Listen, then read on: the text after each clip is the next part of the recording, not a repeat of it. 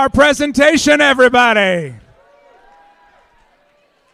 All right, so for those still talking, for those that participated a little louder, for those that are still having their conversations, everybody, big round of applause. Are you ready for today's presentation?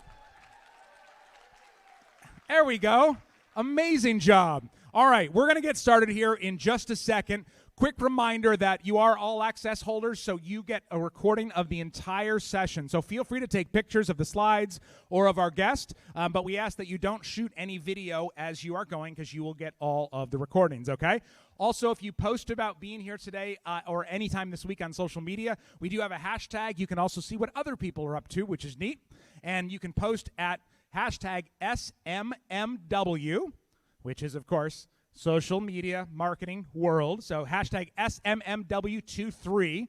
And if you have a lull, you can go through and see what other people are posting. Some people are starting to share their favorite takeaways from the conference, and so you may be able to pick up some other tips that way as well. So, all right. Glad to see everybody here. My name is Jerry Potter. Yes, it rhymes with the boy wizard, but I'm not offended if you point that out at any time. I'm the host of the Social Media Marketing Talk Show from Social Media Examiner, as well as the founder of 5 Minute Social Media on YouTube, and I'm very excited for our presentation today. Google Analytics 4, a new approach to measuring your marketing. So the old Google Analytics is about to go away later this year. And whether you're somebody who has it set up and you need to adapt, or you're somebody who never set it up properly, so you might as well learn the new way right now, this is going to be a really special treat. Our guest today is the founder of Measurement Marketing. He has an amazing title that people have given him, the King of Analytics. And on a personal note, just because I love the quality of the people that Social Media Marketing World attracts, he was also named the Texas Foster Parent of the Year as a former foster parent, which is cool. Please welcome to the stage, Chris Mercer. Thank you, thank you. That was some crowd control. Being able to get everybody to talk to themselves and then not talk was amazing. All right, so just real quick, out of curiosity, who's seen me speak before? Just show of hands. All right, perfect. How about on Google Analytics 4 specifically? Okay, cool. All right, so for those of you who have not met me yet, my name is Chris Mercer. Everybody calls me Mercer because there's always another Chris in the room. That is a true story. I used to, when I was working in the regular office, there would be another Chris. I would go by Mercer. The internet is now my office, hence the Mercer. So it's our job to really help people learn, make sense of their numbers. You know, which ones are important to gather and what do you actually do with them, and then finally the tools that you can use to collect them. That's kind of our thing. Our flagship program is called the Measurement Marketing Academy, which is how we teach all of that stuff. So that's how we got here. So this is the kind of the famous one thing slide. Those of you who have seen me speak before understand what is about to happen. It is easy for me to do this. I do this all the time, so I know this stuff. I think the harder job is where you are right now, trying to make sense out of this and then take something that's actionable that you can apply. So before we dive into it, who is currently using GA4 in any way, shape, or form? You've set up the account maybe, raise them high, and keep them high. Okay, of those people, keep them high, keep them high. Of those, how many people are super comfortable with GA4? All right. And the rest of you are like, we're not using this tool. All right. Okay, perfect. So let's go ahead and dive right in. A few things we're going to talk about for this reason. So some of you might see some slides going to be a little familiar. It's to help catch everybody up, but I promise you it's a ton of new information as well. So we're going to start with just sort of getting familiar with this tool from a mindset perspective, kind of the what's and the whys, right? Why it exists and what it's here for and why is Google making us do this thing. Then we're going to go into some best practices specifically around Google Analytics 4. And that's really just to sort of help you think about how it fits in terms of your marketing tech and your marketing strategy, your specific measurement strategy, of which we'll talk about both today. So you'll have those. Then we'll go into a quick tour of Google Analytics 4, show you the lay of the land, how it's organized, what it looks like, how to think about the different parts and pieces, because I think that's where people go wrong with it, is they think about it as a complicated tool. Anybody here think it's complicated? It's okay if you do, I get it, because it seems like it, right? Lots of bells and whistles, and it's changing all the time. So we're going to talk about that, and then we'll go into some of the mistakes that people are making with the tool that overly complicates it, which is happening all the time. So we're going to talk about some of those biggest errors, some of which you might be making that you can quickly undo to get a little bit more usefulness from this tool. Now, before we go into this, because this is kind of a time-sensitive thing, anybody see this email? Yeah. Right? So we're going to talk about this and why this is not good that they did this. So we'll talk about this. It's kind of like I joke about it, but it's like the way that Google has rolled out this tool is like job security for training professionals, because but we'll talk about this as well, because there's a big nuanced change that recently changed with them on this. All right, so let's go ahead and jump right in. We're going to talk about first, why Google Analytics 4? Why is Google doing this to us? So this is how I think about Universal Analytics. That is the current version of Google Analytics 4, technically the older version now of Google Analytics 4. And it's a vehicle. It's just a vehicle to get your numbers, right? To measure stuff, to figure out if those Facebook ads are turning into anything, to figure out if those TikTok clicks are turning into anything. That's all it is, right? So this is what's been happening to Universal Analytics. It's an old vehicle made for an old time, a time when the roads looked more like this, a time when the roads were straight and narrow, a time when the roads where you could go slow, you didn't have to go fast, right? In Texas, the speed limits are 80 miles an hour. That vehicle would not make it on those roads, right? A time where there wasn't a whole lot of distraction. It was very simple. And if you have a road like this, I think a vehicle like this, you could fix the wheel and be like, let's just keep moving on. And that's what Google's been doing for a very long time. If you think about Universal Analytics, it's been around in the internet world forever, right? And it was built during a time, when you think about it, that there was no Nest thermostat, Internet of Things stuff that you could measure for. It was built in a time where your cell phone was a flip phone at best, right? Didn't access the internet, so it didn't even think about measuring. It was barely built in a time where laptops were starting to hit the market. So it was like, it's been a while, right? This thing has been around, and it's just outdated. The platform is bad. It cannot handle the fancy stuff anymore that we need. So when you're working in a world like this, which is what we all are doing every day, things are changing constantly, and we'll go through what this specifically means in a minute here. When you're working in a world like this, you need a vehicle that can get you through this sort of world. I do not see a simple road through this vehicle. So you can't use the existing tools, right? So if you try to use this in that sort of format, it's going to break constantly. Hence, that's what's been going on with Google. They get this, they understand this, and so they said, all right, we cannot use that old platform anymore. We need to rebuild this thing. And this is how I think about Google Analytics 4. Now, there's a couple of things I want to point out on this. One, and this goes like the whole Back to the Future quote, right? We don't need roads. Like, that's what's going on with this vehicle. It doesn't need a road. It can go anywhere it wants to go, anywhere that you want to take it.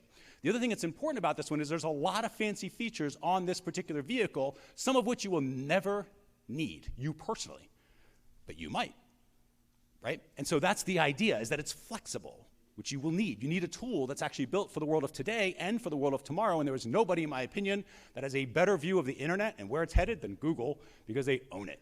They built the roads. They own the infrastructure. They are doing everything they can to be able to look out over 20 years and say, hey, this tool is going to help us get to there, right? That's kind of what they're doing. They're building all this stuff with that in mind, very long-term focused. Now, let's talk about this. This is the terrain that we are all facing as marketers, right? This is what we call the superstorm slide. But really, there are three that are colliding. The first is tech. We've all heard about iOS and Facebook. They got into a little tiff in early 2021. But this has been going on for a long, long time, right? Technical changes. Browsers like Chrome are changing. They're getting rid of third-party cookies. Everyone's getting rid of third-party cookies. By the way, cookies not going away. Third-party cookies going away. Cookies is what keeps the internet functioning. So third-party cookies are going away. That's the little like button clicks and everything else. So that's why companies like Facebook are concerned. But we should also be concerned, because there's browsers like Brave.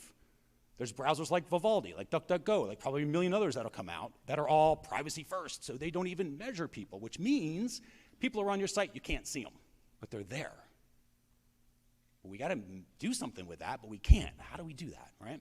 So then you've got laws, obviously GDPR being the poster child, but I don't know if anyone's keeping up. The US is coming in. We just started reintroducing, they thought it was going to be dead this year, got reintroduced this year for a privacy law. California's got theirs. In fact, that's kind of the tiff. California wants it a little bit tighter than the federal one is going to be out, but it's probably going to be maybe 2 to 3 years, I would imagine, ish. But I would certainly imagine within 5 years, we're going to have a privacy law here in the US as well, which means everybody else on the planet's going to have them. More laws are coming. The big shift on laws is to think about it's a control issue. Who controls the data? So it used to be if I clicked on that Facebook like, Facebook said, thank you very much, we're taking your like and we can do anything we want with it. And now it's, no, that's still my like. I need you to get rid of it if I don't want you to have it anymore. And they need to be able to do that. So you have to have control over the data in a way that you didn't have to have control over it before. And if you think about Universal Analytics, the original Google Analytics that everyone's been using, you can't get stuff out of it. You can't delete stuff out of it. And that's a problem. Data is a liability now. So everyone who's like trying to measure for measurement's sake and collecting a bunch of stuff, it's going to be a problem for you, right? Don't just collect it and then try to figure out what you're going to do with it later, because that's going to be a problem for you. You're going to have liability issues eventually. And again, in GDPR in Europe, they already have them. US, it's coming, so just get ready for it. So the laws are happening. And of course, you've got the regular cookie consent banners and everything else going on, which makes people not measured, even though they're there. So that's another thing that's causing people to not be measured. Then you've got users themselves. So let's say I use Chrome, which I do. Let's say that I gave you that cookie consent, and I decide later, I don't really want to do it anymore, so I use an ad blocker. I figure out some other way, or I switch my browser, right? But I can just add an ad blocker on there. Now I can't be measured anyway. So again, you've got a third storm that's causing people to be on your site and yet not measured. So you don't actually know they're there. And this is going to continue to get worse. And I said this last year, and it's true. This year, you're measuring less than you were last year. The people, you can't see them. They're there on your site still, you just can't see them. Next year, it's going to get worse. The year after that, it's going to get worse. It's going to continue for about 10 years, and then it'll start leveling out. Probably at about 20% of your traffic will be measured, would be my guess. All right? It's going to be interesting days. So we are in this thing where we can't measure everything, and yet we're being on the hook to get results from all of our marketing. So how do we do that? Have to use a new tool, right? We're stuck here in the middle trying to deal with all of this. We have to upgrade our vehicles, upgrade our tools.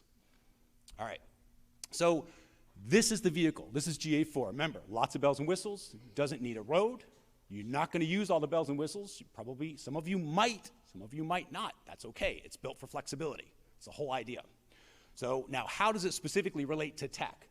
The whole idea is that it measures across devices. So anybody, just out of curiosity, who's got like an iOS app or an Android app that they measure for? Anybody? It's minor and probably here. Okay, cool. So everyone's got a website though, yeah? Okay, so they have what they call data streams. And there's streams of data. And so you can create a data stream for your website, a data stream for your iOS app, and a data stream for your Android app, and all those combine into what they call a property. And you can start seeing the crisscross between, did our website cause app installs? Did the app installs cause them to upgrade on the website? All that fun stuff can start to happen. But for those of you who just have websites, how many here have websites? Are measuring with GA4? Okay, even if not, but they're going to. You can have two streams. This is a huge pro tip for those of you with a little bit of experience. One is for your public production traffic. We call it production, but public traffic. One is for your team's traffic, so you can separate them out, especially if you have a low traffic site, like we do, to be honest. We don't have a particularly high traffic site. And so we can create two different streams, one that the internal traffic goes to, and we can pull it out of our numbers and then see what our actual results are. Because there's nothing worse when somebody in your team is testing for like a new offer, and then they're all excited, and their marketing's high-fiving themselves because Facebook is like, you sold 400 things yesterday. And we're like, no, we didn't. We tested 400 times yesterday. So it can do that. Now, it's also user-focused. This is a big difference between the old Universal Analytics. This one focuses on users first and the behaviors that those users are taking on your site. That's how to think about it. So they call them events, and you're going to hear that word a lot here. But in GA4, everything's an event. But it's user-focused. So it's, hey, let's find the user, no matter what device they're on, and then we're going to associate all the different behaviors the user's leaving behind on the website to that user, right? Users and events. That's all it is, just behaviors the users are leaving behind. Now, when it comes to laws, remember, it's all about control, specifically the control of your data. And GA4 gives you more control of how you put that data in, which we will talk about today. And you can also get that data out because it is made to be deleted. We're going to talk about that today because that's going to kind of give a lot of people pause what's going on. But the idea that the data is not there forever, that's very different than Universal Analytics. We used to think, okay, I'm going to set it up and I get to keep it forever and I can look back over 10 years of history. That doesn't exist with GA4, so we'll talk more about that. But remember, that's why Universal is going away. Because who's got the liability of all that data right now? It's not you, it's Google. They have all that. And you can't get rid of it, so that's why it's not your liability, it's theirs, right? Built for different times. They got to get rid of this stuff. All right, let's talk about the users. This is the storm that's kicking off the other two. So the whole idea between users is if we can't measure everybody, if I can only measure 30% of my audience or half my audience or even 80% of my audience, like we're all used to I would call it the A word, right? Accuracy. We're all used to accuracy. Never existed, by the way. Still doesn't exist. Not an important thing at all. Accuracy is so overrated. You don't need accuracy. What you need is trends and patterns, which we'll talk about in a little bit. But you need something that knows it's not seeing everything, which GA4 does. It assumes that. It knows that not everybody is being measured. So it helps you by using its machine learning and its AI. And I am not a fan of machine learning and AI as a general principle, because I think everybody you ever notice that every single app seems to have AI on it now? Like, oh, we've got AI too. We use machine learning too. And it's like, do you really? So I think a lot of companies over-promote that, right? Not against ChatGPT, I get it, love it. But when it comes to implementing machine learning and AI in an actual tool, there is nobody better than Google at this, right? They are really good at this. They understand this. They've been using it for search forever. So they built the tool with machine learning and AI kind of at its base. So that why? Well, so that it can do this. So it can model what can't be measured. So it can say, hey, here's what we're seeing. Here's what we believe is happening based on that. And that's what it's for. It's a directional tool, right? It takes a bit of a mindset shift with this thing, but it's a directional tool. It's not there to give you accurate information on how many sales. It never was. Universal wasn't for that either, right? That is where you go into your cart or your merchant processor and you pull out the number of sales. But this platform can model, it can help you understand, like, here's what we believe is happening and help you with those trends and patterns, make them a little bit more useful. So for these reasons, this is why a lot of companies are starting to catch on to this. Measurement is a department now. It is not a project. And it used to be thought about that, like, oh, I'm gonna set up some goals in Google Analytics, so I'm gonna create a report or whatever the thing is, and then measurement's done, now we just keep marketing and we just check our reports. But measurement doesn't change. That is incorrect now. You cannot do that now. Measurement's a department, it's ongoing, and you're gonna see that as we evolve through this particular tool. So remember, measurement's a department, not a project. It needs resources, it needs training, it needs time, right, in order to grow. All right, so let's talk a little bit about why that's happening. And this is what we call the tool versus the trade.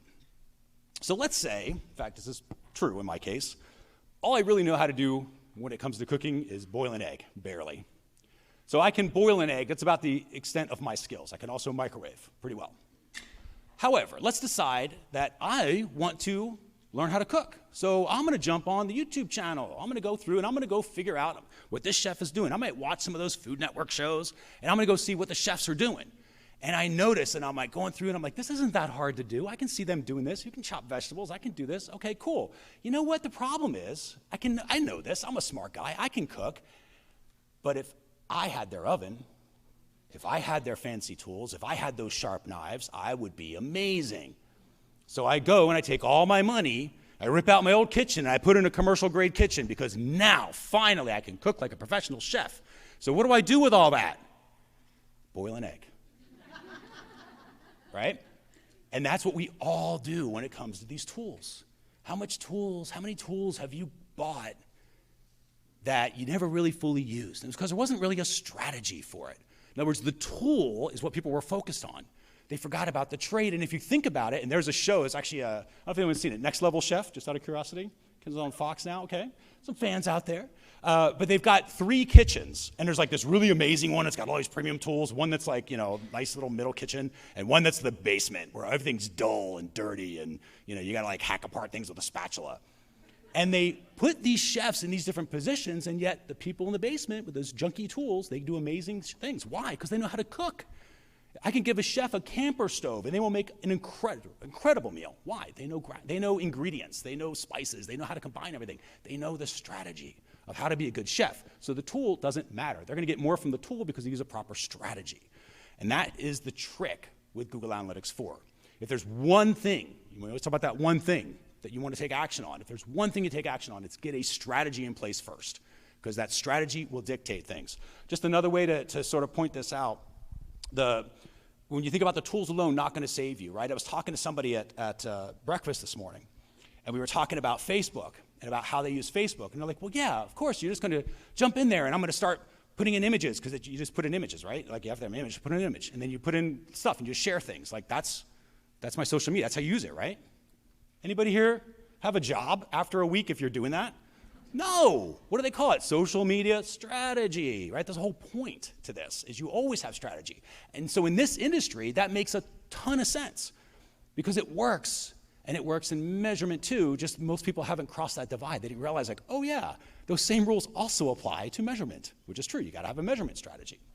All right, so I'm going to go through this one in a little bit later. Those of you who are on either side will want to take pictures for sure, but we'll go through this in a little bit. I'm going to go through and actually give this strategy. Even if you're not using Google Analytics 4 at all right now, it doesn't matter what tool you are using. If you're using Facebook Ads Manager, you'll still get more from that if you follow the strategy. So I'll give that to you in just a minute. So now we know why Google Analytics 4 exists. It's a vehicle built for today and the world of tomorrow, right? Gets us through it, helps us with all these superstorms that are going on. Now let's talk about getting familiar with it. And this is just going to be kind of a lay of the land a little bit of what this thing looks like and how to, when you first open it up, it is radically different. So those of you who are like, oh, I'm postponing it because I'm just going to flip into it on July 2nd because it goes away July 1st. Universal stops working July 1st. And there's a lot of people who are like, hey, on July 2nd, I'll start using it. You're in for a world of hurt, I promise you. This thing is going to kick you around, and it will not be kind. So you got to get in it now. Very important, very different. So for those of you especially that are not used to it, and for those of you who maybe are, this still can help put some things into context, because this is what I found has been helpful. So first, you've got to sort of understand how Google Analytics 4 works. So remember, we said everything's an event to Google Analytics 4. Events are just behaviors. That's all it is. So for example, you might have a couple of different behaviors, like, oh, I viewed a page. We're going to call that a page view. Oh, now we've generated a lead, right? Just behaviors that you're recording. And the cool thing about Google Analytics 4 is you can have these events, and then you can have details that are specific to those events, right? Details that describe those specific behaviors. So in the example of a page view, you might want to know the page location that they're on. That makes sense. What page are they viewing? Not just that they viewed a page, which page? If they're a lead, maybe you want to know what lead type it was. Was it the checklist? Was it my video series, right? Was it the PDF that I was doing? Was it my free course? So you can put details that support the event, that describe the behaviors that are going on. And then all of those events flow into that data stream, they call it, and that's what processes and spits out all of your reports, right? So it's kind of the highest level to sort of think about it. It's just events. They call these things parameters. These are just details that describe the event, right? The details that describe the behaviors. That's all it is. Don't overcomplicate that. But remember all the different behaviors that you have going through your brand, and think about it as a brand, right? Your brand, whatever it is that you're marketing, whatever that process is, what are the different behaviors? What pages do they need to see? What links do they need to click on? What scrolls do they need to do? What videos do they need to watch? All of these are behaviors. We're going to get into that in just a second, how to use all that. So now that we sort of have the basic, what they call the data schema, if you want to be complicated, about how this whole thing is organized, right? Just behaviors and details around those behaviors. Let's take a look at what this is. So everything's going into this big giant database that records all these behaviors, right? It's all this is. Now, in my opinion, Google Analytics 4, which looks like this, by the way, for those of you who want to first look, maybe for yourself, this is Google Analytics 4. It's organized into workspaces, and here's how I think about this tool. This is really 4 analytics tools in one. Each workspace has a distinctly different purpose. They all access the same data, they're all going into the same database, but they have different purposes for each particular workspace. And the cool thing about this workspace idea that they've come up with here, yes, Google, the cool thing about the workspace is that they can add more. So as they come up with other things that they want to do, they can just add another workspace, and you've got maybe 5 analytics tools in one. That's what I kind of like about this. So here's how to think about these workspace ideas. So this is what I mean by workspaces. It's everything that's over here. So I'm going to zoom in just really quickly, and here's how I think about it. This first one is called the home. This is where it's going to dump you when you first come into it, when you get initially set up. So you've got your home screen. This is like the 10-mile-high view of your information. You really can't do a whole lot with it. You know, imagine being 10 miles high above the earth and trying to figure out what weeds you're supposed to pull. You're not going to be able to do it, right? Because you're just not at ground level. But at least you can kind of get a general idea of where the fires are, maybe, right? Very basic, very general, 10 miles high.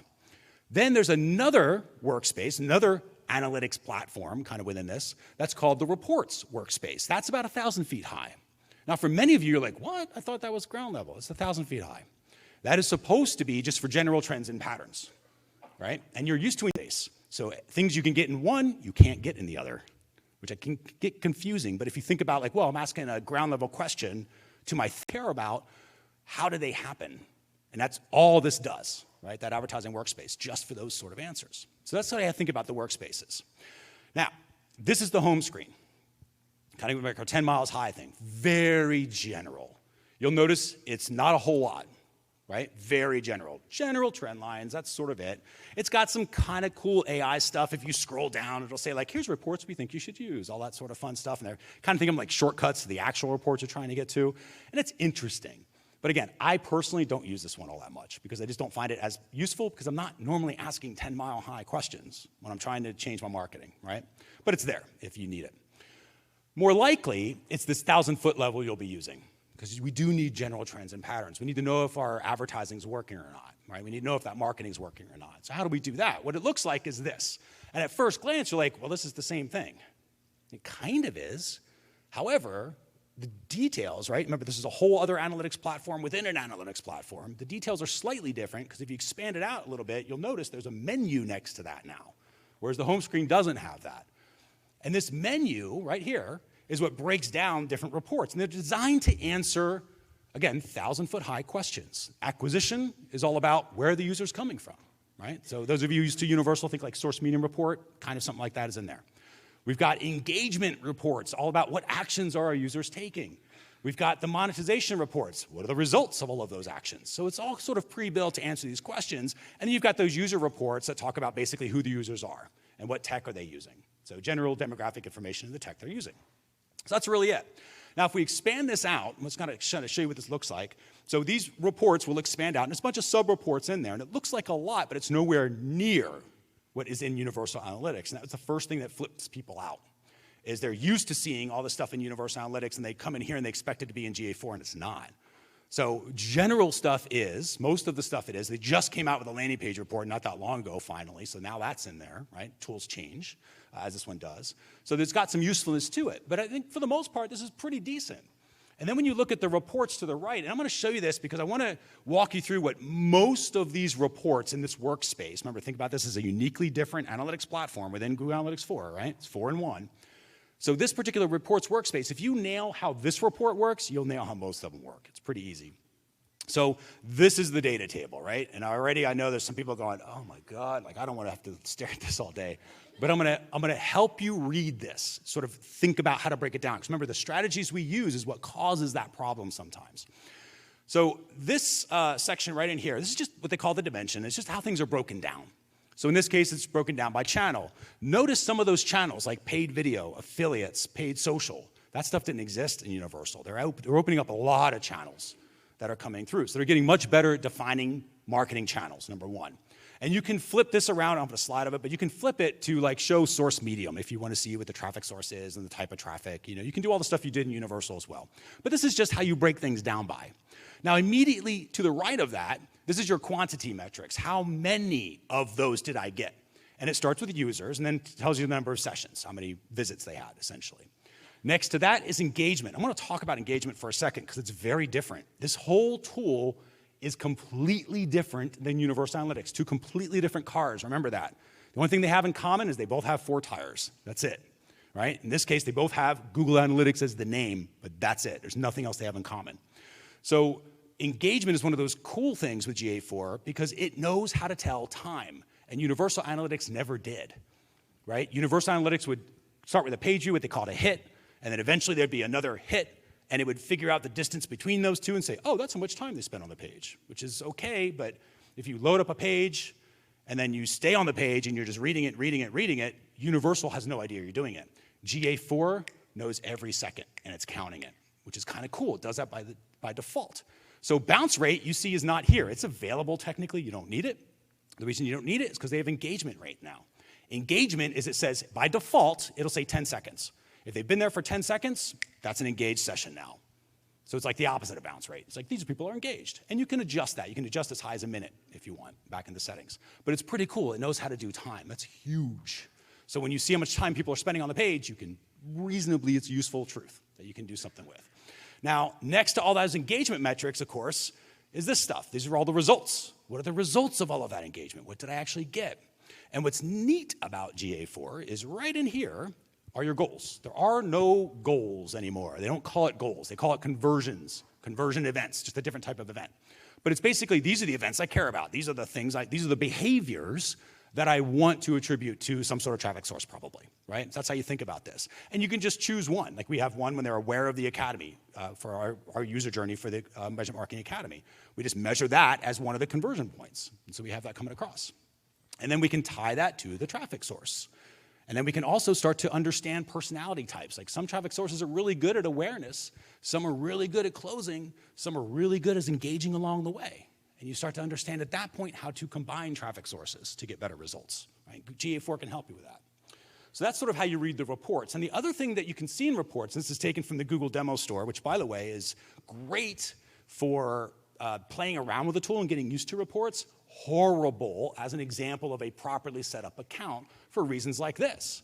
You can see here, their number one product is nothing. Okay, so it's good. So at least it's cheap. So there's that. Turns out it's free. So it's nothing for free, but you can see how many times it was viewed, right? Then you've got all these other problems they have in here where it's like, here's how many times the item was added to cart, and if you look at number 4, the campus bike, never added to cart, but stolen 37 times, I guess, around the campus. So it's not a great example, but you can start to see like, okay, here's how I can get the idea that I'm not gonna do what they did. I'm not gonna set it up the same way, because that's not really what they did it for. They did it to show you what the reports look like. And you go, well, if I can tell how many people added to cart, how many people ultimately purchased, and I've got 12 products in an e-commerce store, I can start to see which products are more likely to be purchased when added to cart. And is there something I'm doing on the product detail pages that might be causing that or influencing that? And you can have some really smart, intelligent conversations when you use a proper strategy with this, right? So again, truth is in the trend, the power is in the pattern. That's how, it's all trends and patterns at this level. Accuracy is not a thing, right? Accuracy is not a thing, it's the A word, but trends and patterns are everything. And so when it comes to that, remember, the truth is in the trend, the power is in the pattern. When you have that, you rule the world with this stuff. Okay, so remember the goals, right? Those conversion events, because I'm going to show you kind of where those are set up in just a little bit. But whenever you're thinking about the goals you have in Universal Analytics, those are going to have to be sort of translated over to GA4. But just remember, they call them conversion events. So anytime you hear the word conversion, think goal from the old days. Okay, now, we talked about that home workspace. That was the first sort of analytics platform within this. It's the mile high, right? It's 10 miles high. Then you've got your 1,000 feet high trends and patterns. Then you've got ground level. Okay, I need to get a very specific answer to a very specific question. How do I do that? That is explorations. Now you will notice when you go to explorations, completely different look. This is why I call it 4-in-1. It's a completely different look. Everything's changed. There's no data tables here. It's like, okay, well, let's go take a look. Well, they have these templates, which is really nice. So if you click on that little template gallery, you'll see all the different things you can do, all these different reports you can create, which is kind of nice that they have all of these. Now I'm going to walk through one of them just so you can see an example of it here, which is the funnel exploration.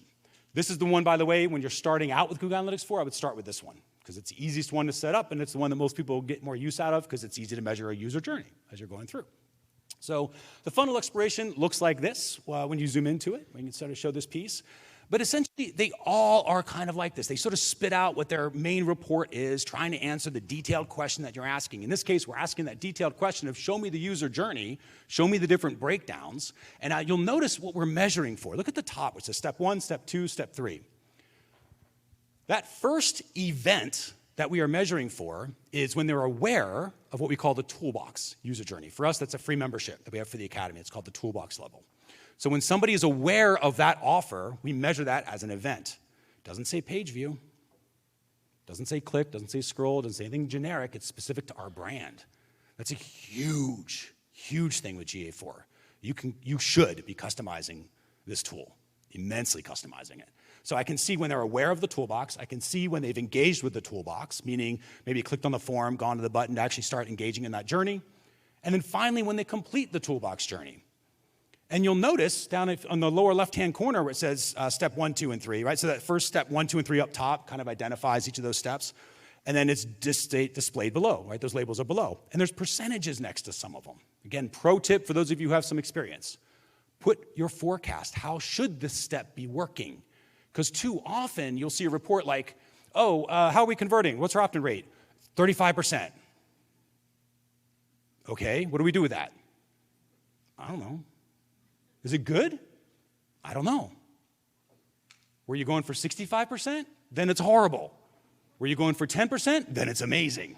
You gotta have that context, right? So put it in your reports. Again, this is not hard to do. GA4 is built for it. You just gotta make sure to put the numbers there. So now somebody looking at this report knows exactly where we're supposed to be. In like step 2, we're supposed to be 80 to 90%. We're at 77%, not bad, right? We're getting there. So it kind of gives you an idea of how things work. All right.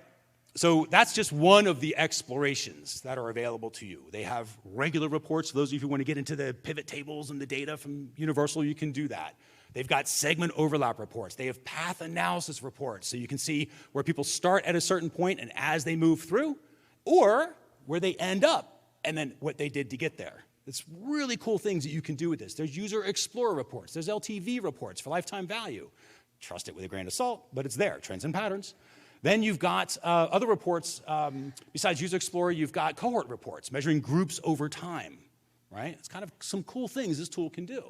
Now again, does that mean you need them all? No. Remember, car with fancy bells and whistles, not all of them do you need. So I'm not saying everyone's got to learn every single exploration. Use the ones that are useful for you. Most of you, that funnel exploration is where I would start, because that's the one you get the most usefulness out of.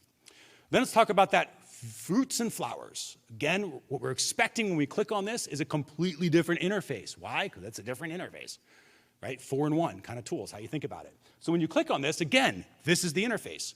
Radically different than the other ones. Why? Different tool. Just assume it's like a different platform within this platform. They all have access to your same data, but it's designed to answer very different questions. In this case, specifically, it'll talk about multi-touch attribution, conversion paths, so you can kind of see how the conversions are working and combining. But the trick to this one is going back to those goals. Remember, we used to call goals and now called conversion events, but you have to tell it which one. And by default, this will list them all. So it'll select them all. So you go and you specifically, this is the trick to this report, you specifically say, this is the conversion I want to know about, not any conversion, because any conversion isn't really useful. You want to know a specific conversion. Once you select it, like in this case, we're selecting purchase, then you can go through and you can build a report. Like in this case, this is the conversion paths report. So I literally just clicked on it and it shows this to you. This is not something you have to really heavily customize, other than making sure that you're measuring for that particular conversion. But you can see here, these are in this case, traffic channels, right? The marketing channels. But these are the channels that are good at introducing or making somebody aware that this was a thing, this particular journey. These are the channels that come together to help influence or engage, move them along the way, move them along that journey. These are the ones that are really good at getting them to complete that journey. And so again, now you start to understand how to use marketing channels. You can flip this to look like source medium if that's more comfortable for you. So you can get really detailed. And these tools will basically tell you how things are working. And that's the beauty of this. But it has to be set up. You can't just do this out of the box. It has to be set up, has to be configured. All right. So now you're roughly familiar with the overall layout of GA4. We know the different levels. We know it's kind of a 4-in-1 platform, at least currently, 4-in-1. We know that about the 10,000 feet high questions will go to the home. We know if it's 1,000 feet high, we're going to go, or 10 mile high, I should say, it's going to be home. The 1,000 feet high, we're going to be in the reports for trends and patterns. If it's a ground level question, we're creating an exploration. And if it's really a question around a specific conversion, that's fruit and flowers, we're going to advertising, right? Pretty basic, how we navigate through it. So let's talk briefly about how GA4 fits into your measurement tech stack. And yes, that is now a thing too. There's marketing tech, right? And there's measurement tech. It's a thing. It's just going to continue to get worse. So you kind of got to jump on the train. So the idea with measurement tech is every system does this. All of you here that are measuring anything, however you're doing it, are doing at least these three things. You are collecting the information you need to collect. Then you are storing that information somewhere in some database. And then you are building reports from that. And that's where you're actually interacting with the information to go take the actions you want to take, right? Collect, store, and report. So Google Analytics 4 by itself, if you just use the little script, what they call the Google tag, you paste this on your pages, right? Use a plugin or some integration people might have for you, and it will automatically start collecting its information. And what's cool about this tool is, remember, it was built understanding it's in a different world, so it can collect more automatic events than Universal did. Universal would do page views. That was kind of it. And anything else was a customization. GA4 will collect page views. It'll collect when they scroll and hit the bottom of the page. It'll collect when they are clicking to leave your site automatically as a click event. It'll collect when they download something from your site, MP3s, MP4s, PDFs, all that sort of stuff. It'll collect that automatically. It'll collect form submissions. Actually, it's a little bit too good at collecting those, so I would turn that one off. But for now, tech is changing. So, and it's got all these automated events. It knows to do this. It can do this just with the Google tag. You don't have to do anything set up to do that. It's measuring all these additional behaviors. Now, they are general marketing behaviors, to emphasize that. General marketing behaviors that apply to everybody on the planet. That's what it automatically collects, because obviously they can't collect a purchase like e-commerce, because not every business has e-commerce. right? So that would be something you have to set up. But these generic events, it can totally do. And it's doing a lot more than Universal ever could, which is great. So there's that. Now, it's got to store all that information somewhere. That's what GA4 is. It is a big, giant database designed to store all these behaviors. That's all it is. Behaviors and the details around those behaviors, right? So it does that. And then it builds reports, and we already saw some of those reports already. So that's where we interact with it, right? So you have the reports too. Now, what will happen eventually, as you go through the strategies I'm about to get into, you will ask questions like, oh, I wonder what page they're seeing. And are they seeing this page, and then this page, and then this page? And then you might say, well, are they scrolling down to the bottom of this page, and this page? But at a certain point, you're going to wonder, well, did they click on the third button or the second button? They're supposed to be clicking on the third button. Did they do that to go to the next page? Well, GA4 can't do that automatically. So you're going to have to improve your tools to answer different questions. Sometimes you have to collect more detailed information in order to get those answers. So that's where we flip out the tool. And that is where a tool like Tag Manager comes in. Anybody using Tag Manager right now? Yes, all right, good. Eventually, and I'm going to emphasize this, you grow into Tag Manager. Everybody will. If you do this long enough, you will grow into Tag Manager. It does not mean you have to learn Tag Manager and Google Analytics 4. It's going to be a rough time if you try to do that. Do not try to do that. Learn analytics, you learn, in this case, Google Analytics 4, grow into Tag Manager, but that's where it fits. It is designed to collect behaviors. That's all it does. It doesn't store them anywhere. People ask me, oh, where are the reports in Tag Manager? There are no reports in Tag Manager. It doesn't store anything, ever. It just sends it on to different places to store. One of those places, of course, could be GA4. So it can store the information in Google Analytics 4, right? That's what it's incredible at. It's a really good behavioral database, so we're going to keep it there. Then eventually, you might, I don't know if anyone's run into this, you might run into somebody who doesn't like looking at those reports in GA4. I know, it's shocking, but it does happen occasionally. Somebody does not want to stare at those reports inside Google Analytics 4, so you want to pretty them up a little bit, make them a little easier for that C-suite level executive, for your clients, for your stakeholders, maybe for yourself. We literally have a client that was like, I want thumbs up, thumbs down. It calls us stick figure simple. That's really all it is. It's a graphic. And then we've got detailed for his team that actually shows numbers, but he just shows, it's just this. It's awesome. So you can use a tool called Looker Studio for that. And all of these are free. You don't have to use Looker Studio, obviously, but all of these are free tools. So Looker Studio takes over the reporting. You don't use GA4 for that. Are they there? Sure, they're there, but you're just not using them. You're interacting with your stuff from Looker Studio. This is how measurement tech evolves. But remember, that does not mean in order to measure what your Facebook campaigns are doing or your latest TikTok thing, you don't have to learn Tag Manager and GA4 and Looker Studio. It's too much. You're going to overwhelm yourself. Don't do it. Start with GA4, grow into the other ones when the time is right. Always grow into the next tool. All right, so remember, you can start with that. You eventually grow into that as you go back.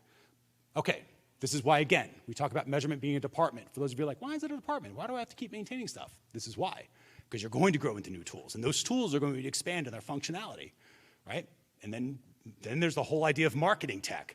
Somebody uses ClickFunnels and then adds deadline funnels to it and then decides to hook it into a Shopify store, and you're like, oh. To them, they're like, oh, it's just a website. You're like, no, it's 17 websites. I got to figure this out. This is how it is. Measurement's a department, not a project. It needs resources. All right, so now we know how GA4 sort of fits into a measurement tech and some of the differences between the tools, because there's some confusion over that and when you need to use them and all that fun stuff. So let's talk about the biggest part of this, which is strategy behind Google Analytics 4. And this is where this slide comes up. So we're going to go through this a piece at a time, and then I'll tell you when you can take pictures when it's fully done. So really 3 simple steps. So we're going to plan out our measurement. We're going to build out the measurement, and then we were going to launch it. In other words, we're going to use that measurement system. That's all this is. The hardest part about measurement is people overcomplicate it. The harder part is, I think, is a skill, is keeping things simple, right? So that's what this framework is for. It's to help keep things simple. We plan it out, we build it out, we launch it, and use it. That's all it is. Why are we doing this? This is when I build systems. I'm a big systems guy. When I build systems, the whole point is to take you from point A to point B. Just by going through the activities, you automatically produce, as a symptom of the process, the results you want. So I don't even try to get the result. It should spit out the result as a symptom of me just going through activities that I can easily go through. So in this case, our starting point is where most marketers are, is marketing the blind. We don't know what's working and what's not. We don't know if we turn up our ad spend or turn it down. We don't know if we do turn it up or turn it down, if it's going to impact something else. We have no idea. So we guess. Anyone have that in their organization? I know it's going to be rare. Go ahead. Come on. I know you do. How many professional guessers do we have out there? Professional guessing is when you pay for a conference and get some ideas from the person next to you that tells you what you should do. When you pay for the mastermind and you say, what do you think we should do? And they professionally guess for you, but they're just guessing. No matter how much you pay for it, a guess is a guess. So what we're trying to do is get to the point where we're actually moving the needle on the thing we care about. In this case, for most of us, revenue and profits. That's what we're trying to get to. Right? We want more revenue, we want more profit.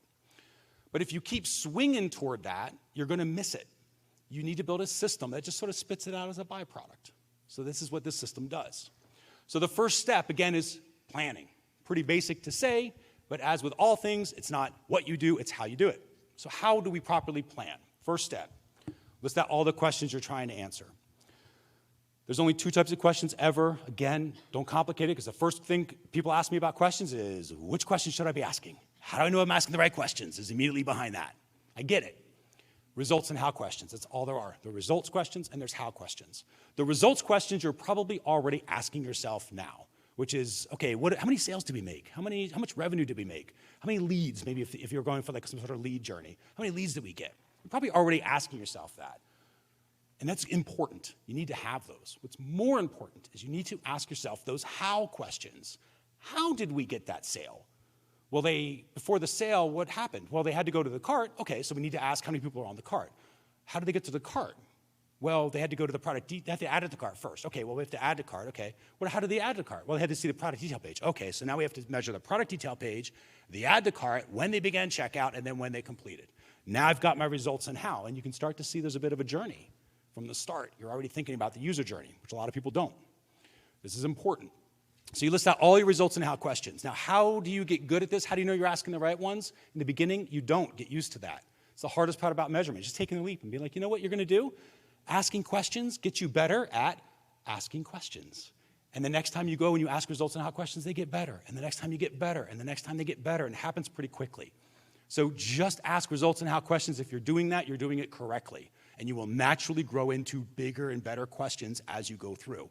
If you try to start at level 10, you're going to get knocked around. And if you've ever done this with this tool where you're trying to do something too complicated, that's what it feels like. Like, man, I'm busy and I'm playing with this thing and I'm not getting results out of it. Probably started too high. Pull it down, right? Results and how questions. Then we think about the information we need to get in order to answer those questions.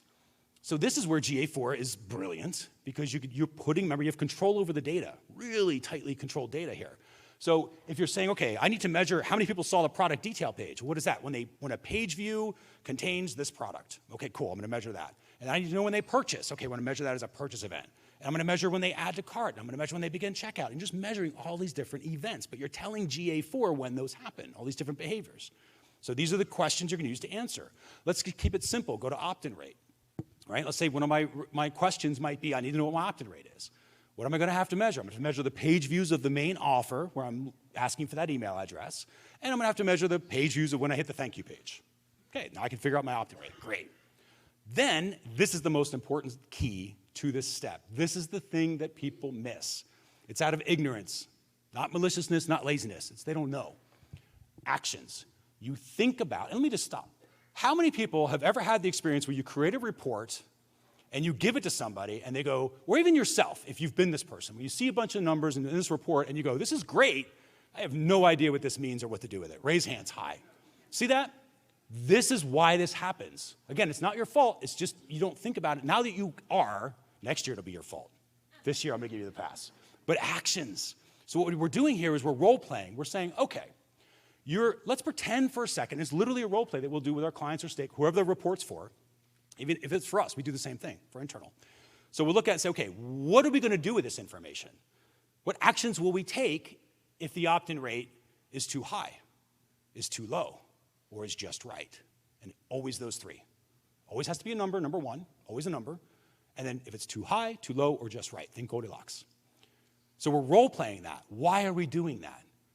Because if I'm the person who's asking this question, and I say to you, listen, I want a report that shows us the opt-in rate, and you come back to me and you say, and you already know the information you're going to collect and set up, you're like, great, what are you going to do with that? What's the answer if it's going to be too low? Well, I don't know what you mean. What's too low? Well, what are you expecting the opt-in rate to be? Oh, probably for this traffic, it's cold traffic, let's say 25 to 35%. Okay, so now that's the just right. So what if it's lower than 25%? What sort of actions would you take? Well, I'm gonna wanna break it down by traffic source. I'm sorry, by what? You didn't say that in the question. But now I know you need it by traffic source. So I'm gonna change how I'm collecting the information a little bit, right? So they start going, well, I'm gonna break it down by traffic source because if there's a particular traffic source that's really too low, I'm gonna cut that one off. Okay, great. What else could it be? Well, it might be also the offer. Maybe if they're all bad, then it's probably the offer. We might do that if all the traffic's bad. Okay. What if it's higher than 35 to, we said 25 to 35. Let's say if it's higher than 40%. What would you do? Can it be bad that a conversion rate is too high? Yes, it can. Because if a conversion rate, specifically with this opt-in example, if it's really high, it comes in at 65%. Like, that's amazing, and I would promise you, you are targeting too narrowly, because that is a red-hot audience that's opting in. And if you expand out that targeting a little bit, you probably could net more leads, and your numbers would come back in range. Now, what did we just do together? You know exactly what to do with your opt-in rates. You haven't even seen the number yet. You already know the actions you're going to take if it's too low. If it's just right, you're going to try to scale the audience, scale the traffic. And if it's too high, you're going to try to maybe expand the targeting, because it might be it's too good of a result that you're getting. You already know what you're going to do with the number. So I've eliminated the possibility of you seeing that report and going, I have no idea what to do with this. What's more likely to happen is you're going to see the report, and this is what our rule is. You have to look at the marketer's dashboard. Within a minute, you should be closed out and back to marketing. That's how a marketer's dashboard should be, right? GA4 can help us with that because we already understand what we're going to do with the numbers we're about to see because we role-played it here. Very important step. The other thing that this also eliminates, how many think they're collecting data for data's sake sometimes, right? It happens. Everyone's like, I don't know, let's collect it all and sort it out. A, that's going to be a liability in the future, so be careful of that. B, not being collected for any particular purpose, so it's really hard to ever use it because it was just thrown in there as bits of data but wasn't collected with a purpose. And so the other problem that this will address is that. So I go to you and let's say when we had a very, this is my favorite example of it, they were able to track emails. They wanted to track their emails and these things called UTM parameters that can tell what email they were opening, which was great, right? People were clicking on emails, that's great. But what they decided they wanted to do was to measure which paragraph in the email they were clicking for all their emails. Think about how many emails they have, right? Think about how many emails you might have in an autoresponder. So I'm like, hey, that's great. It's awesome that you thought about that out of curiosity. What if it's paragraph number 3 in 6 months? What will you do with that? And immediately they were like, I have no idea, because we have no idea what that means. Of course not. Because paragraph number 3 of 500 different emails, what does that mean? Shorter paragraphs are better, longer paragraphs? You have no idea. So they realized before doing all that work, they couldn't use it anyway, so they didn't measure it. It avoids measurement for measurement's sake. You only measure things you can take action on, ever. If you cannot take action now, does it mean you can't take action in the future? No, of course not. But it doesn't mean you measure it now, because you can't figure out how to take action on it now. So just measure what you can take action on now, then you will improve your measurement as you go through this framework, right? Just rinse and repeat. Okay, so that's the action step.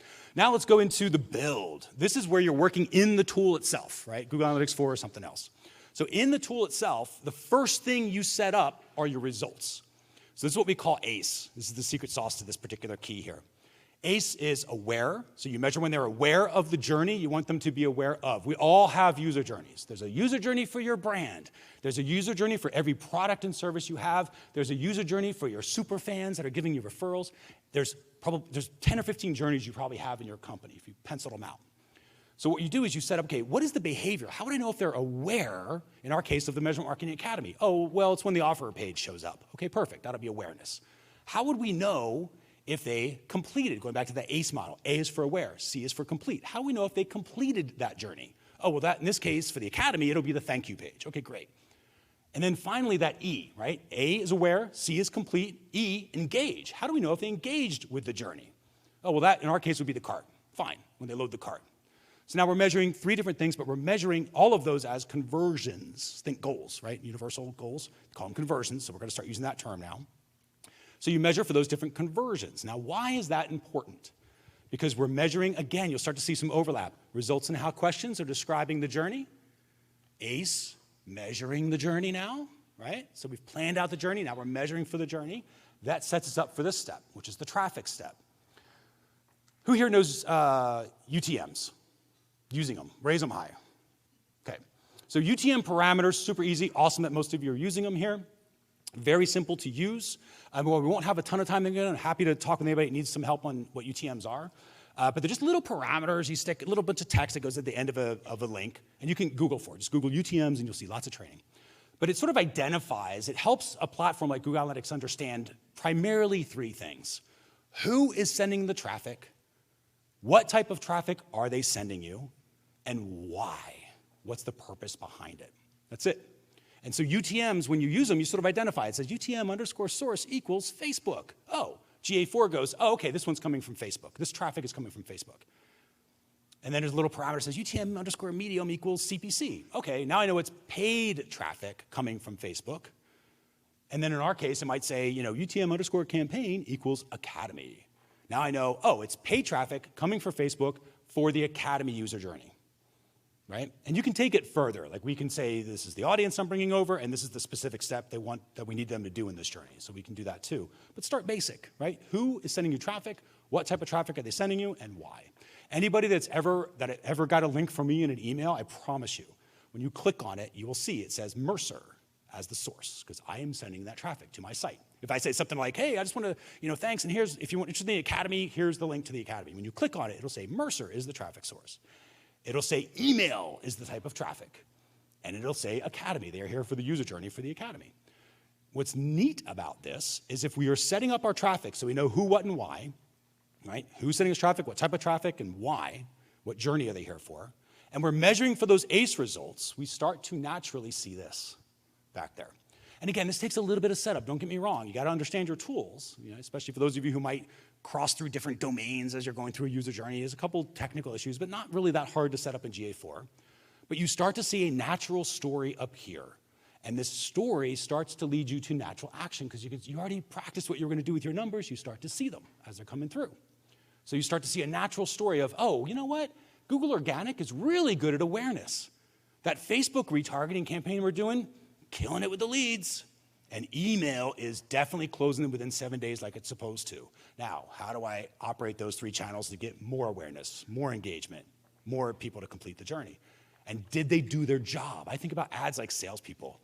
Every single ad that brings somebody over, I'm like, what's your job? Why are you here? What are you trying to get them to do? And did you do your job? Right? Every ad, every traffic source I do that for. And I can measure it in GA4. It's pretty simple to do that. The trick is knowing to do it. That's the idea behind strategy. So we've got our build. Next is the launch. So the launch is actually using this thing. Now this first key to this step is something we call listen. The reason we say listen is because what we're listening for is the conversation that is happening between our website and our users. Because most marketers lose their minds when it comes to this stuff and they don't realize there is a very real conversation that are happening between the website and your user. But you never thought about it like that. You and I can have a conversation here, no problem. I'm going to adjust what I say based upon what you say, and vice versa. That's how a normal conversation goes. That's exactly what's happening with your users and the website. And if you're thinking, well, no, it's not, because my website's just kind of there, I would be like, yeah, that's the problem. Just kind of sitting there, spouting out stuff, not listening. How do you listen? Measurement is how we listen to their side of the conversation. And how do we respond? Marketing is how we respond. So if they are coming in and they're seeing the Academy offer page, like in our example, they're seeing the Academy offer page and they're not engaging, we know the conversation went south. And we're like, okay, the website's having a poor conversation. It could be that the ad set them up incorrectly or something else, but at least I know, like, here's where the conversation is going south. I need to adjust this. Maybe I change my ad targeting. Maybe I change the offer on the page, something like that. If it's, no, they're getting to the cart, they're just not completing that journey, it's a completely different problem. Completely different conversation with completely different solutions. As long as I'm listening for that conversation, those solutions are there. I can take those actions. How am I taking those actions? I practiced it in the planning stage. So you can start to see the overlap that this does, which means you don't have to do every little step perfectly. You don't need every little key to be perfect because you're going to pick it up on the next one if you didn't. It's okay. This is how it naturally improves your skills. So we're listening to the conversation. We're just looking at the trends and patterns at this point. That's all it is. Looking at trends and patterns of what the opt-in rates are and all that fun stuff. Then we are measuring against our forecast. This is the other thing that companies miss. Again, I think it's out of ignorance, not maliciousness, not laziness for sure. They just don't realize they need to do this. And we talked about this earlier. You saw how we were already doing this in some of our reports with that little funnel exploration we showed you. Forecast. right? Forecast. You should have an understanding of how your marketing is supposed to work. Because if you don't, how do you know if it's working or not, right? Okay. So then, when you have your forecast, so you know how things are supposed to work, you measure against that, now we can optimize. And that is the step that everybody in this room constantly wants to try to shortcut to get to, right? Where your boss doesn't want you to do that. Where it's like, we just need to know what to change. I get it. I want you to know what to change too. But if you jump into optimization without all this other stuff, you are forced to guess. And that's why guessing occurs, because there's no other choice. If you follow these steps, you cannot help but end up at the place that's more than likely, if you invest resources in that one particular part of that journey that's not working, you're more than likely going to move the needle in the direction you want. And of course, you can measure against it to make sure that it worked. It's the whole idea. And the trick to measurement, when you're doing this sort of strategy, now you can go ahead and take the picture of the slides. It's fully out for anybody who needs it. The whole point to this is measurement is supposed to tell you what's working and what's not. That's what everybody tries to get, right? I just want to know what's working and what's not. Measurement will do that with a proper strategy. With a really good strategy, of which I recommend this one, it will tell you what's coming next. So this forecasting step, think about this. Most marketers are like this. How many have had this conversation with your teams, clients, whoever? What happened to the money we spent last week on Facebook or something similar? Raise your hand. Anybody ask that question, right? It's forensic. Everybody does it because everybody does it, pretty much. That's why. Because we don't know what else to do. But if you think about it, you're always looking back in time. You're always driving in the rearview mirror when you do that. What's a better question? What's going to happen to the $10,000 we're going to spend next week on Facebook? Oh, great question. I'm glad you asked. Here's what should happen because we measure. You should be able to get at least 10,000 clicks because we're going to average $1 per click. CPM should be around this. Of those 10,000 clicks, they're going to go to the opt-in page. Our opt-in rate's going to be between 25 and 35%. Of those opt-ins that come in, the email's going to close them within 7 days for an average order of about $100, which would generate this much revenue. Measure against it. Did it work? Completely different feeling when you are marketing through the windshield, when you're driving, when you're marketing forward. Completely different feeling. It changes your world when you do that. The two things do. One is listening to the conversation, realizing it's there, and then it's the whole idea of marketing forward. It'll unlock a lot of things. And remember, some of this, we talked about GA4 specific examples. That's what this room is for. But this works no matter what tool you're doing. No matter what you currently have, you can use this strategy and get better results from it. Okay, so that is the measurement marketing framework. Now, I mentioned this just very quickly. I'm going to give you a QR code later as we go through. We'll have time for questions too. But the idea here is there's an entire course. I believe in giving out the value. It's kind of the old thing, like give away the thing that's the most valuable. For me, it's not, here's how to use GA4, because in the end of the day, you can go watch YouTube videos for that stuff. The strategy is the most important thing I ever can give anybody because it changes how you think about everything, and that's what unlocks these tools. So there's a complete strategy course that we give. It's a little over 3 hours, so it takes some time, but it will change how you think about it. So that whole strategy framework I just went through, there's a 3-hour course that will give that to everybody here that wants it in just a moment, but just put a mental note there.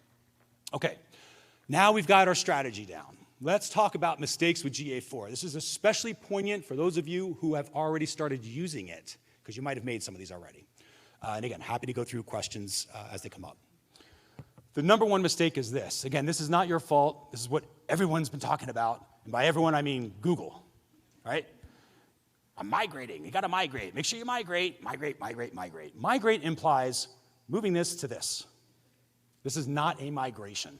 It is not. It is a completely different tool. It is a rebuild in a different tool, right? Anyone here, just out of curiosity, anybody hear about Kissmetrics?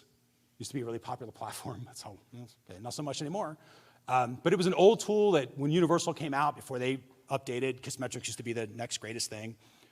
You can't just migrate to Kissmetrics. You would have to rebuild in Kissmetrics. You can't migrate from Google Analytics into Facebook. You got to rebuild your stuff in Facebook. You cannot migrate Universal Analytics to GA4 despite what they keep saying that word. You cannot do that, and you should not do that. It is a completely different vehicle. A completely different vehicle. Think about those two vehicles we showed in the beginning. The old busted down Model T looking thing and that fancy pickup. Imagine that fancy pickup being an electric vehicle. How many people have electric vehicles here? Out of curiosity. All right. What kind of gas do you put in your electric vehicle? Right? But it's a car. So wouldn't you just put gas in it? Because that's how cars work. No, this is a different type of car. So you have to use it differently.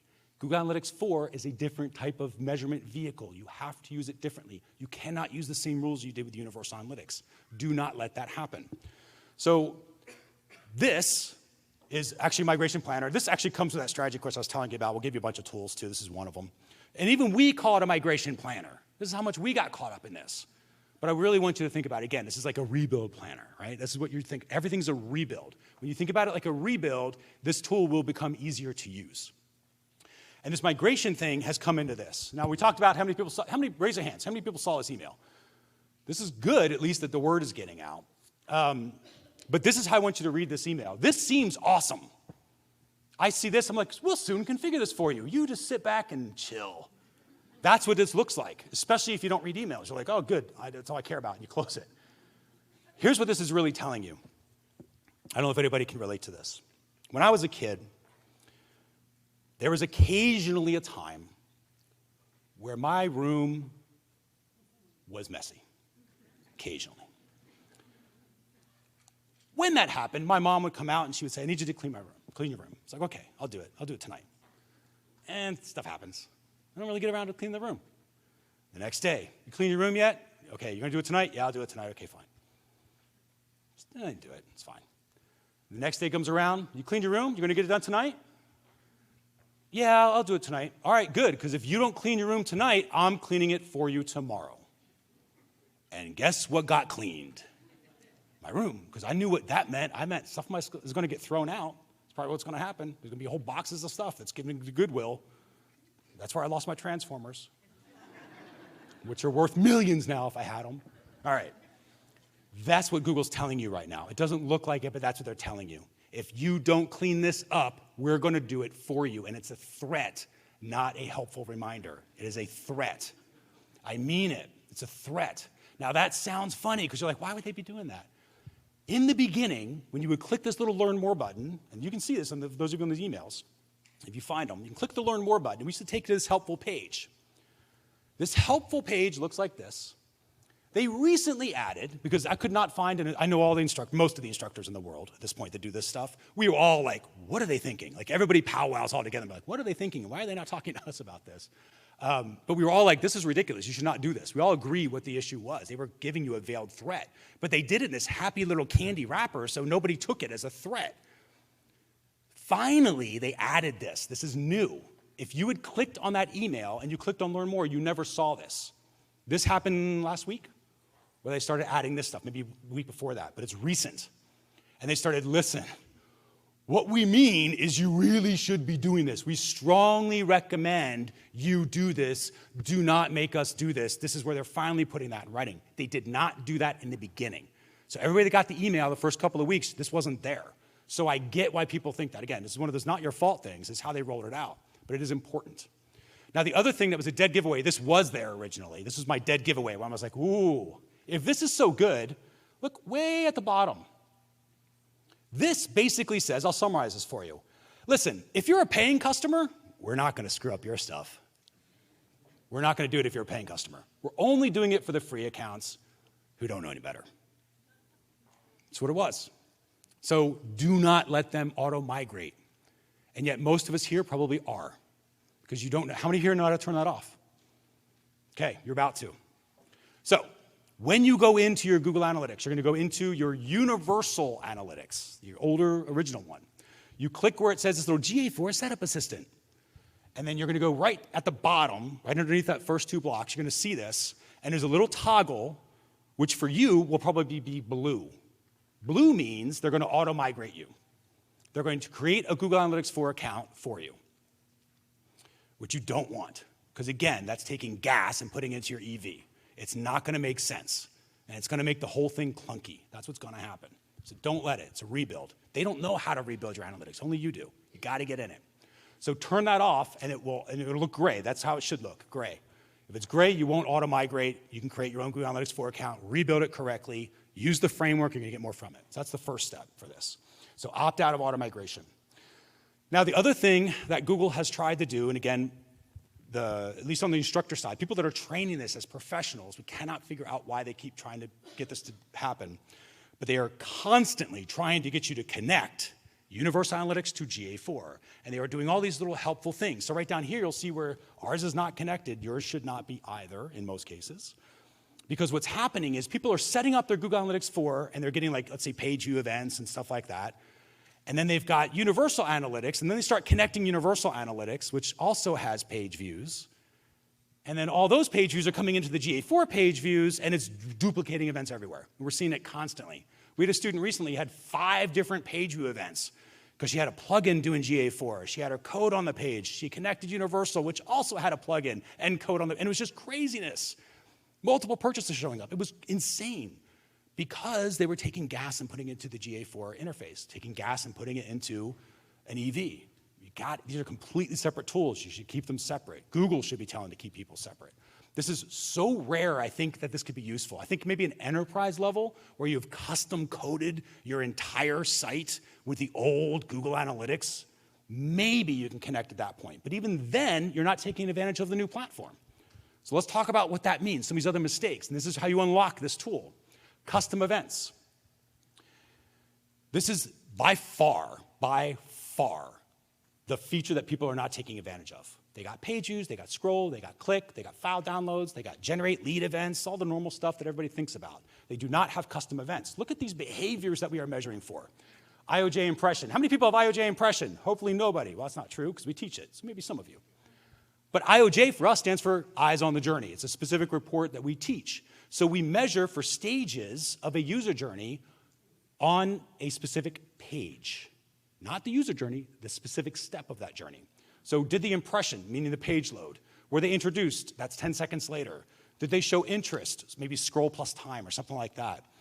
Were they investigating the offer when the pricing table loads for a few seconds in the viewable browser window? Did they click on the button to go to the next step? That's the initiate.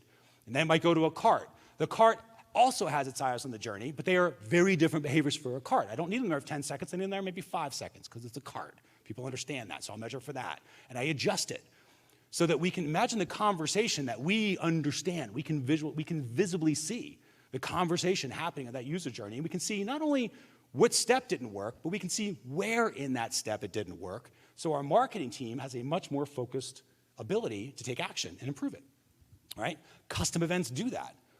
Going back to the framework, because IOJ is a little more advanced, I'll give that to you. But we talked about in the framework about this ACE concept. I want to measure when they're aware of the academy journey. I want to measure when they've completed the academy journey. I want to measure as they engage along the way. Okay, great. So we have those. So that's academy aware. Now, we have page views too. We have all that stuff, but Academy Aware is what we measure for. Why do we do that? You see how easy that funnel was to build for us? Toolbox Aware, Toolbox Complete, Toolbox Engage. We can build a funnel from this. Academy Aware, when they completed the Academy user journey, when they engaged along the way, we can measure for these different stages as they're coming through. So custom events. Now, there is a limit to custom events for iOS and Android apps, and it's 500. I have 60 in ours, 500. You know what the limit is for the websites? There is no limit. So you can do thousands if you want. This is underutilized across the world. Custom events. And the way you think about custom events are these are the specific behaviors that your brand needs. So that's why you call them Academy Aware, because that's the thing for our brand. You'll never measure Academy Aware unless you happen to have something called the Academy too. Right? It's a specific brand thing. Do we have a purchase behavior that happens when they complete? Sure, we measure a purchase too, but we also measure when they've completed the journey. 2 different behaviors, specific brand things. Imagine being able to measure when somebody was product aware, when somebody was solution aware, when somebody was problem aware. Imagine, came in, this is a Facebook source person. You can measure for that. Came in from TikTok. You could measure for that. Not traffic source, that's a separate thing. Just say, hey, this is a TikTok person. You can measure for all customer avatars. You can measure for all sorts of stuff that makes sense to answer the questions that you're answering. Completely customizable and fairly simple to do. This is a much simpler, I know it's different, don't get me wrong, but it's a much simpler platform than Universal is once you wrap your hand around it. And this custom event thing, dramatically underutilized. All right. That said, there is something that was complicated in Universal Analytics and was a customization in Universal Analytics that in GA4 is kind of a, this is how you have to use it thing.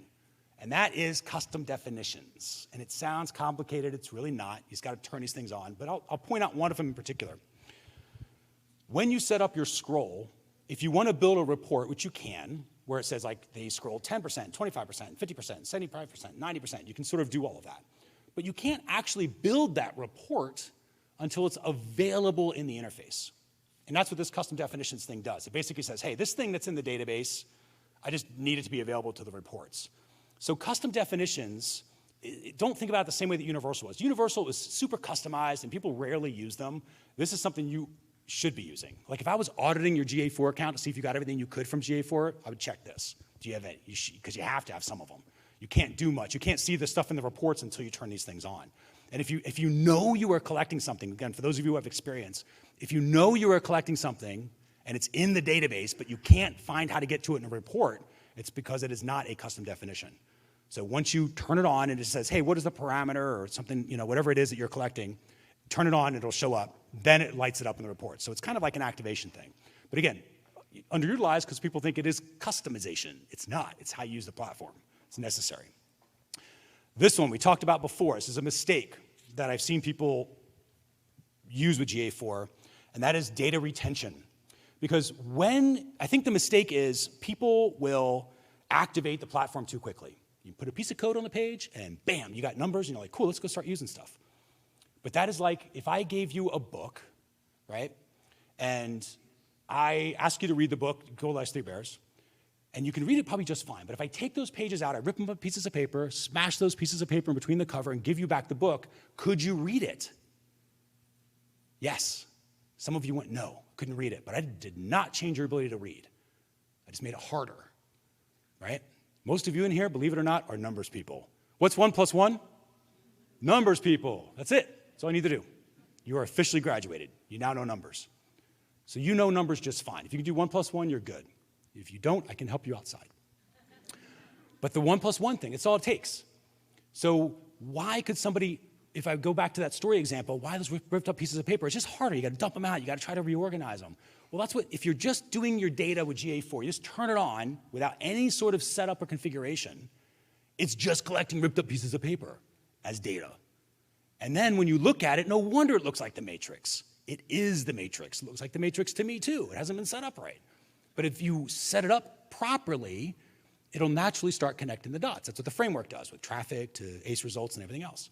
Now this section is going to get a lot of people off, it's going to catch a lot of people off guard. This is the default. 2 months is all you have for your data. Now it goes away. Now, does this mean all of your data is gone after 2 months? No. It is the specific data to specific users, because Google knows user data is a liability, and they don't want it either. So they want it gone too. So they flip it to 2 months. 14 months is the other option, and it's the only other option right now. So 14 months is it. I would flip it to 14 months if it makes sense for your organization. Otherwise, you're on 2 months. Right? So just sort of keep that in mind. Now, this also says reset on new activity. That is also going to be checked by default, which is good. So if somebody came to me and said, hey, they're on my site, and then they come back in a month and a half, the clock would restart. If I was 14 months, if they come in anytime with that 14 months, the clock restarts, which makes sense. People that are returning, that's fine. But if they show up 15 months later, I'm not going to have specific user details. So one of the user details we measure for is the member level. So we know when you're coming in, what level member are you? Are you not a member yet? Are you a free member? Are you, Academy for marketers, Academy for professionals, Academy for agencies and teams? And we can measure for that.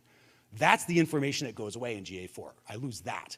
I'll still have page views and stuff. I'll have the aggregate data, they call it. But I won't have that specific user detail about that specific user. This is important. This is why you hear tools. Occasionally you might hear this BigQuery. It's a big, giant database that can be used for anything. That's why people are starting to copy GA4 into BigQuery. And it does link into BigQuery for free. It's a whole other talk, a whole other tool, and definitely goes down the rabbit hole. But that's why they're doing it, because they're like, we don't want it. You can keep it all day long. You can make a copy of it. We don't want it here in GA4. It's a temporary tool, right? Temporary directional training is what it's for. It's going to catch a lot of people off guard when they start hitting these windows. Now, this, by the way, if anyone's like, gee, I don't know, I'm kind of interested in their training, but what's their style? This is our style. We are very cartoonish with our training, because I like making this like for normal people. We're definitely not for data analysts. We're more for like normal people like us. So there are 3 stages of this whole process of GA4. There's the cave, when you're kind of bouncing on the walls, trying to figure out what's working and what's not. There's what we call the valley of visibility. And then finally, the summit, right? So in the cave, notice here, this is the secret to this. There's a lot of symbology in what we do here. They're walking. That's all you can do in the cave. You just want to walk out. Then in the valley of visibility, they're bicycles. A little more complicated, right? Not that hard to learn how to ride a bike, but it is a little more complicated than walking. And so the whole idea behind this is that this is your measurement system. You've now improved how you use GA4. It's configured now. It's a little more complicated, I get it. Just like a bike is a little more complicated than walking, but still entirely possible to learn. Then you've got Summit. What are they doing in the Summit? Helicopter. Really complicated. Very complicated to use, I assume. Very complicated to build. Lots of moving parts and pieces. You need teams for helicopters, right? That's what that is. And yet what most organizations do is this. And this is what I would encourage all of you to ask specifically with GA4. They do this all the time. And this is how you know this is happening. If your organization is putting resources into measurement and building reports and doing this and setting things up, but you never actually get to any action, that's building a helicopter in a cave. You will go faster if you slow down. I promise you, you will get there faster if you slow down. So with Google Analytics 4, just think about it like good enough to get going, like even the framework. Which are the right questions? Are they results questions and how questions? Yes. Congratulations. Move on to the next step. You got them. Yeah, but what if they're the wrong ones? You'll ask them later. They'll be there. Don't worry about it. Move on. Get good enough to get going. Be okay with making progress. Progress is super important. With GA4, if they go through it, set up some conversion events, right? Play with that. Get used to that. Poke around some of the reports. Just get used to that. Then come back and you'll be better. Because every time you go through this, you build a little bit more measurement muscle. And every time you come back into it, you're coming in with that same measurement muscle. So it's a little easier, and you kind of build your skills. And next thing you know, you look back and you're like, wow, I actually know how to use this. I'm actually getting some decent action out of this. I'm going to be on stage at Social Media Examiner.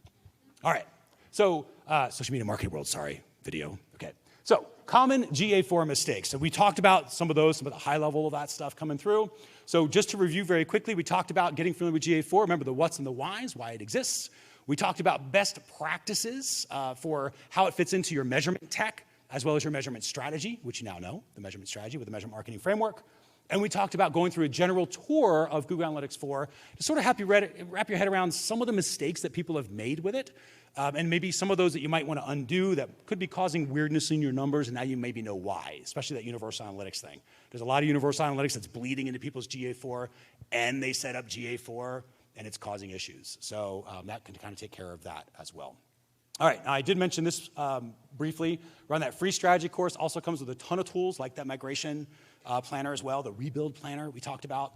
So that's the QR code for that. Again, that is completely free. If it makes sense for you to purchase the training, obviously we'd love to have you as the Academy for Marketers or above. But just as a free Toolbox member, go through this training. Because again, completely free, and I think it'll help you out quite a bit going through there. So with that, if anybody has any questions, feel free to go up to the mic and we'll talk about that. Also, there's my contact information. So if you have a specific question that doesn't get addressed here, or if you want to talk me through a video of your setup, I am happy to help you out. Just send me an email, just mercer@measurementmarketing.io, email the original social media network. But go there and just send that and just remind me that it was this talk. Hey, I saw you in the talk, here's my question. Send me a video, kind of like an over-the-shoulder view of what you're trying to do, and I'll send you a video back and just kind of help you out with it. We also have a ton of training on the YouTube channel. So measurementmarketing.io/YouTube, just subscribe to the YouTube channel. It'll give you a ton of free training if you want that as well. And with that, let's bring back to the stage Chris Mercer, everybody. And you are all on top of it. I love it. We've got a few minutes for questions up here. So do you want to go ahead and ask your question? We do have another microphone on this side. Yes, it's still there. If somebody wants to line up over there. Yeah, go ahead. Maybe it's not on, yeah. I heard excellent presentation. Thank you very much. Excellent presentation. Go ahead. Yeah, very insightful. So I have two parts to my question. Yep. You said that the traffic that Google Analytics 4 is analyzing is across all devices. Yes.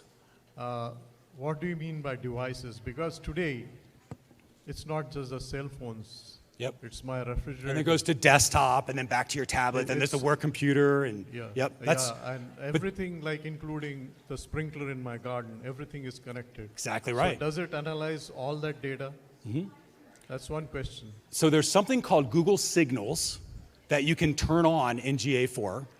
Google Signals is basically Google allowing you a little bit of what they know about that user. Because if you think about it, we are all logged in on our phones with Google.